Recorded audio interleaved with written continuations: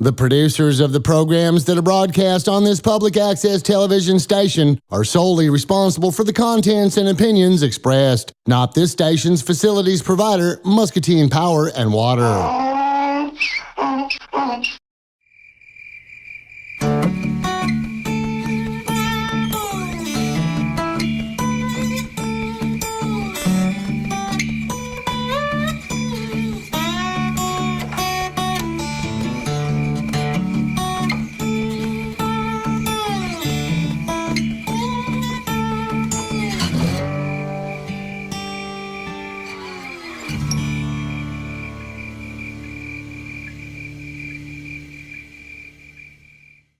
Born in the John boat on the backwater bay of the Mississippi River with a fishing rod in both hands, it's time for Jerry's Outdoor Show. He's stepping out of the radio and onto your TV screen. He's gonna show you tips, tricks, rigs, and a whole lot more to help you put more fish on the stringer.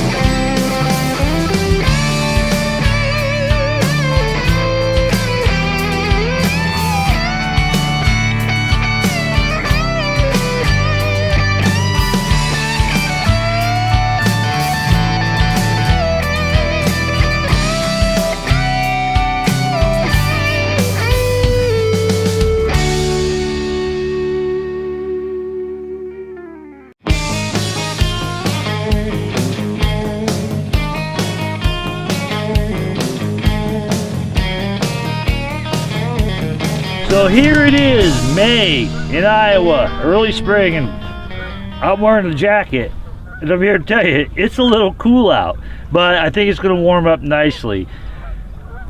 Anybody that knows me knows that I'm a catch and release guy, so I hardly ever keep any fish.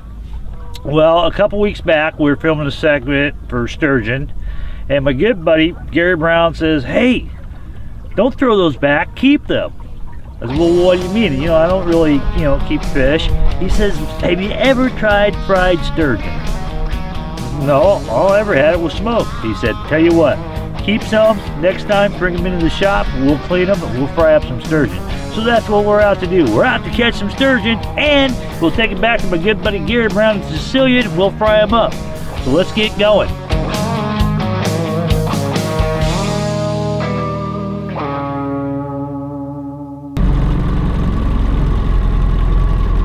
Water temp about 58 degrees, having around. We've had a lot of rain lately, man. Really been a screwed up spring, but cedar's kind of high. It's on its way down, it's dropping, but that's just one of the things we have to deal with when we're fishermen.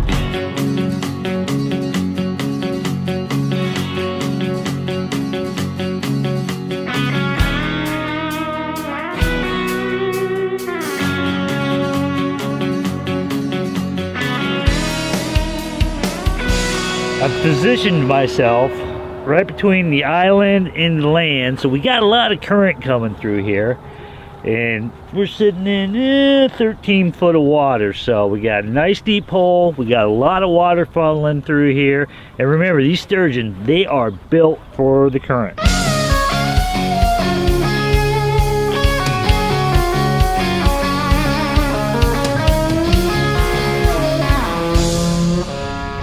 Now, fishing for sturgeon is really no different than fishing for catfish, how you'd normally fish for catfish. It's basically the same type of setup, and I'll show you what we got going on here. Now, this is what they call a Carolina rig. Now, how this works is you have a no roll or an egg sinker. Now, being that we're out here on the cedar, the current's a little bit faster, so I prefer like a 3-ounce no roll. I really like these. They're not going to roll around in the current and get all tangled up.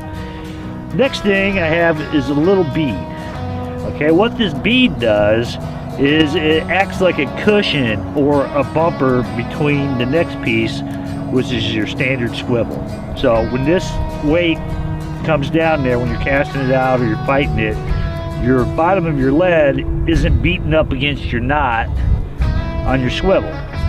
Then we just come off with a leader, which this is just some heavy, probably 15-pound monofilament, and your standard number 2 bait holder hook. What I like about this rig is because when it lays on the bottom of the river like this, your bait's going to want to tend to float up in the air like that a little bit, give them something to grab onto, because sturgeon are primarily bottom feeders. So with that, when they come up to nibble on that, they're not going to feel that weight. This is going to slide through. And that's called the Carolina rig, and it works beautiful in these kinds of situations. When it comes to bait choice, it's pretty simple. Just your old standard run-of-the-mill night crawler. No special sturgeon spray, no special sturgeon strips, anything like that. Just a standard old night crawler. Now the way I like to hook them up is I come through the top of it, kind of get him threaded on the hook in a straight line.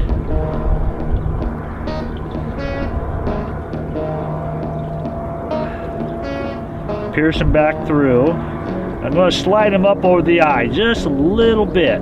And then I'm going to take the back part of the worm and I'm going to end up hooking him once right through the body. That way when it hangs there in a straight line. Now in the water, this is going to look like a big piece of spaghetti, and them sturgeon are going to come up and just slurp it up. They love it. So I got my line set out. I'm ready to go. The worm's going to do the work. So now all we got to do is sit back and wait for the action to happen.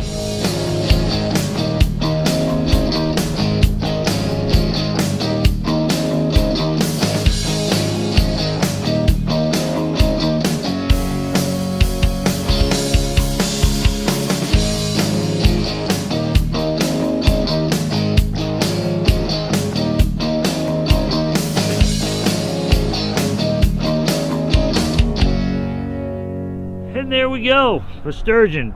These things are like a cross between a dinosaur, settle down, a dinosaur and a stealth bomber. That's why these things are made for current. Hacklebacks, they call them hacklebacks sometimes, but they're just like a kickback to prehistoric age. Like I said, their mouth is on the bottom, they're a bottom feeder. Look how it's shovel nosed. They're built, like I said, these guys are streamlined. They're built for the current. One down, 5 more to go. Let's see, what did I do with my stringer? You know what? It's kind of awesome that I own a bait shop, because sometimes if I look in my pocket, I have something. Cool.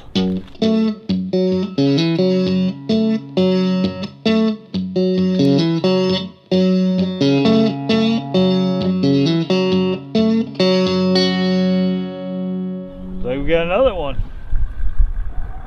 They put that head down and just really use that current to their advantage.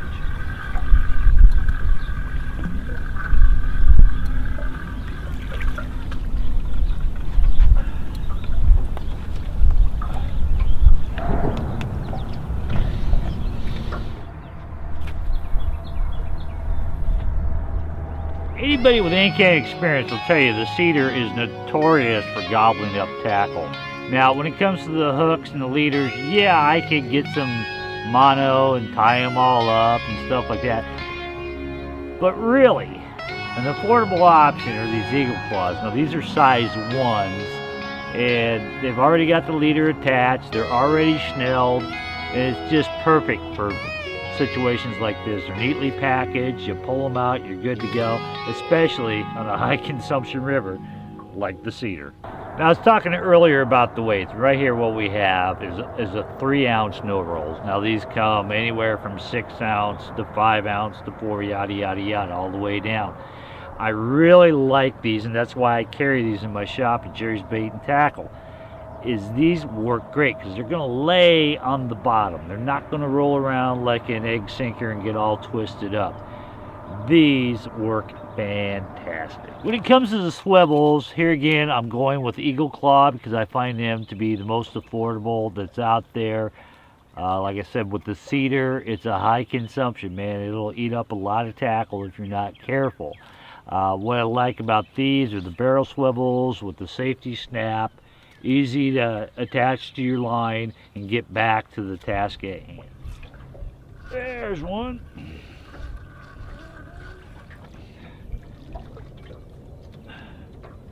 Yes. A little bigger. So it's midday and I've switched locations. I'm actually sitting right on top of a sandbar, and it goes out and kind of gently goes down, and I got one tinking on it right here. Let's see what we got. Ow, I think I just pulled it out of his mouth. I did. But we'll cast it right back out, because they are in here.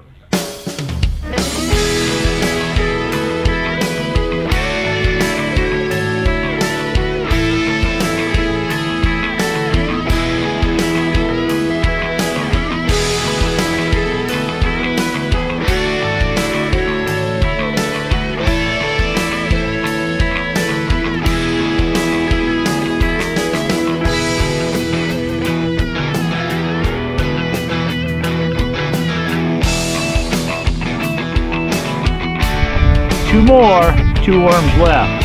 Did I miss him by jacking around with the camera? I'm down to 1 worm. Got it. Gotcha. Last little bit of night crawler I got. Oh, please don't be a catfish or a perch.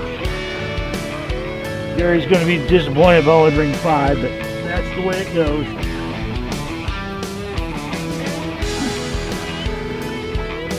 I caught them all out of this side of the boat today. I don't know what that means.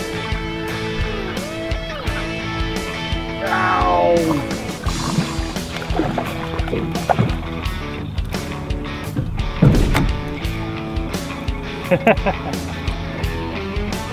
Well, that's the way it goes.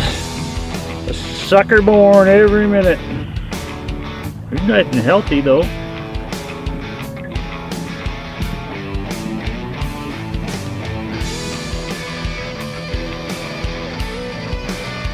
Stuck good.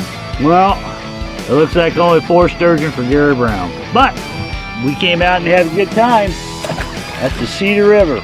Let's go to Gary's and see how we prepare this sturgeon.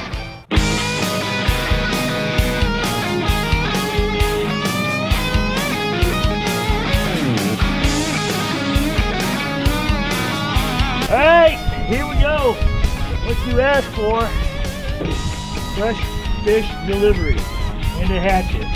Let's go clean them up. Let's go clean them. Never had fried sturgeon. We'll see. Now, I have to admit, I've had smoked sturgeon hundreds of times. But when you said, get some, bring them in, and we're going to fry it up. How often have you ate fried sturgeon? Oh, I eat it a lot. It's good. It's that It's good. the best way to eat it. Oh, yeah? Well, I'm going to trust you on this one. So, we got fresh sturgeon here. I mean, you can get any fresher. You know, if I was here a couple hours ago, it might have been a little bit fresher, but it's totally fresh, just caught today. Oh, it's not stiff. It's okay. Not stiff at all. So, explain to me what the procedure is, because you asked me to give you a hatchet. Now, I've cleaned a lot of fish, but I've never used a hatchet. All right. Well, we got to take the head off, tail off, chop her into pieces.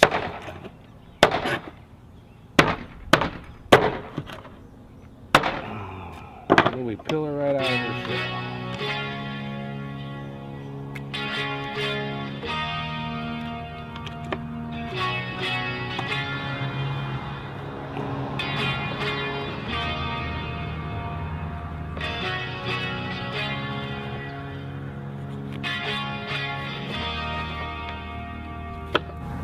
Just like sushi. Just like that. Yeah, it helps to be a sushi chef. It does. And, It really and does. a samurai guy. And a samurai and a lumberjack. You don't get much meat, but the Mhm. meat you do get is delicious. Mhm. And this is something I did a lot of times with my grandpa. Mm-hmm. Of the Brown Fish Market fame. That's why he knows us. He knows more than just pizza. He knows fish. Well, you said as a little kid you had to help clean a lot. Oh yeah, he gave me a job. He's always had me something to do. making money. I never had to have a paper route. I was always in the fish market. And I'm not cutting around the bone. It's not a bone, it's a gristle. There's no bone in sturgeon. There's no bone in sturgeon. I think we're not gonna get much off that. No. Being a fish expert you are, what is that blue line running through there? That's his intestines. That's his intestines. It's not eggs. That's where he poops. It's where he poops. But that's not eggs. No. Nope. Actually, the eggs in these are like caviar. They're like caviar. And they go for like $100 a pound. So we've got all males here then? I think so. I really don't know how to tell until you cut them open and see if they have eggs or not. No eggs. No eggs.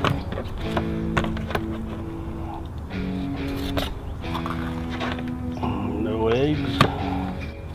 I'm not so sure if they're spawning yet or not. I think that comes a little more towards June. Right. Into May. Yeah. So there you go. It's not eggs, it's intestines. Okay, when it comes to prep, is there anything out of the ordinary we need to do for sturgeon? No. You just use my special. Your special blend? Special blend. We have our fish, we have our farm fresh eggs. Farm fresh.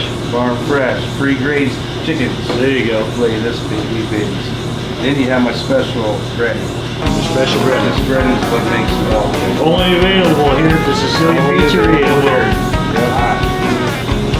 But you can buy the recipe for $10,000.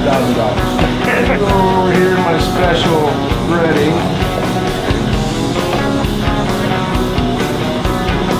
Just go around. Make sure you get plenty of breading on every one of them. You're really working it in there. Yeah, you gotta get it in there. And now, the Gary Brown patented release into the grease. Okay, now it's all breaded and ready to go into the grease. About 3 to 4 minutes, you can have some tasty morsels. We got the finished product now. I've never tried fried sturgeon before.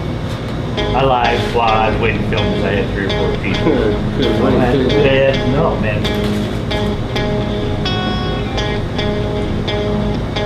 Damn, dude, that's fantastic. Really good, ain't it? Really, really good. It's got a different texture to the meat. Got a little bit like raw. A little bit. But it's cooked beautifully. Seasoned well. Oh, dude. I've never thrown sturgeon back again. I have never thrown sturgeon back again. Well, bring me some more and I'll smoke you some too. There you go. So there you go. Fried sturgeon on Jerry's outdoor show with my good friend Gary Brown of the Sicilian Pizzeria and the Brown Fish Market fame. Fried sturgeon, man. Who knew? Well, you knew. Been eating it for years, all my life. Go. Excellent.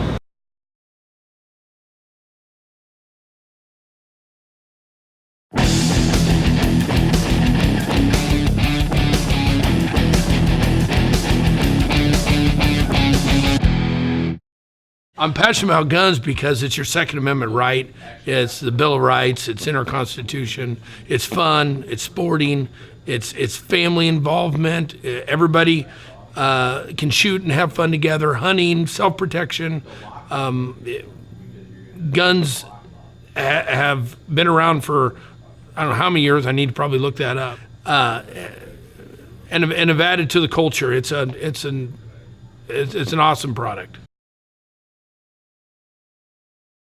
So I think the misleading factors in guns is that people think that guns kill, probably, is number one. They think that somehow guns remarkably shoot people or go off or are unsafe, and actually it's all in the user. The user controls just as a tool, just as a chainsaw, an automobile, a power tool. It's all controlled by the user, and the person it decides how to activate that tool. So guns are an awesome tool if used properly.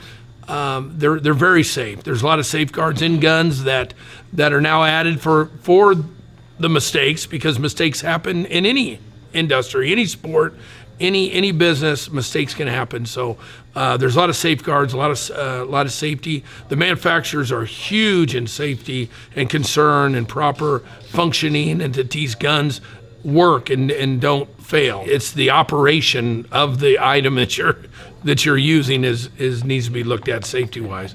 Another misconception is people think that guns are evil for some reason because they're black, or they've been used by the military, or that they shoot too many rounds per minute, or that they somehow are an assault weapon. And again, anything you use against somebody is an assault weapon. So again, you can't blame the tool or blame the gun or blame the product. You got to blame the heart of people. And as you see right now, the hearts of a lot of people are using guns in the wrong way, and that's too bad and it's sad.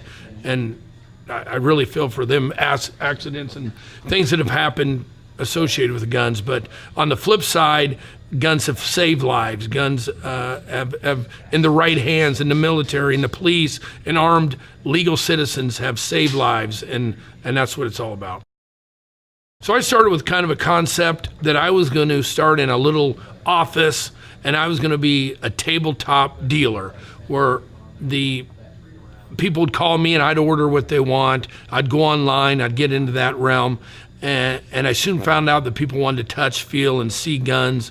And though they do order online and it's still a part of my business, I think our growth comes from seeing, touching, and feeling guns, and knowing how, and having somebody there to teach them and to help them pick the gun they want. So actually, it started in an 8x12 office.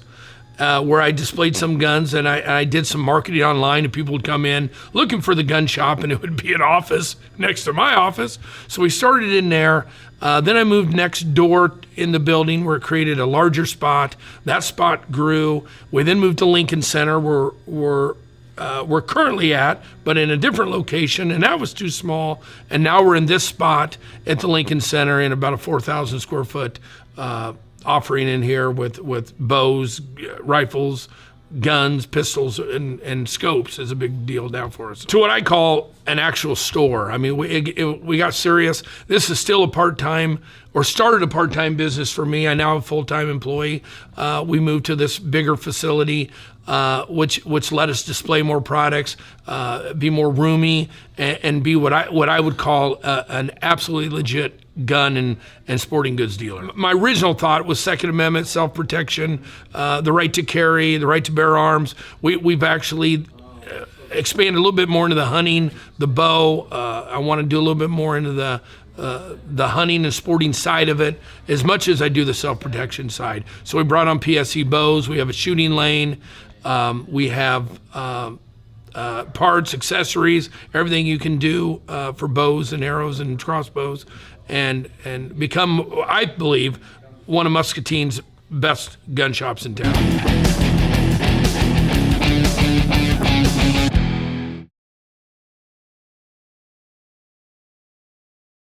Well, that's all for now, folks. Hit it, boys.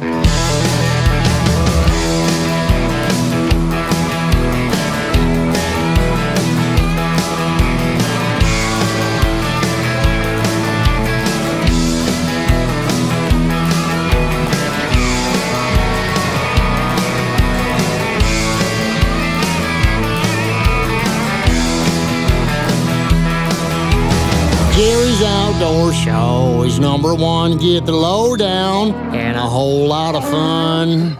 Shut up, Lester. I told you you ain't getting no more of that stink bait.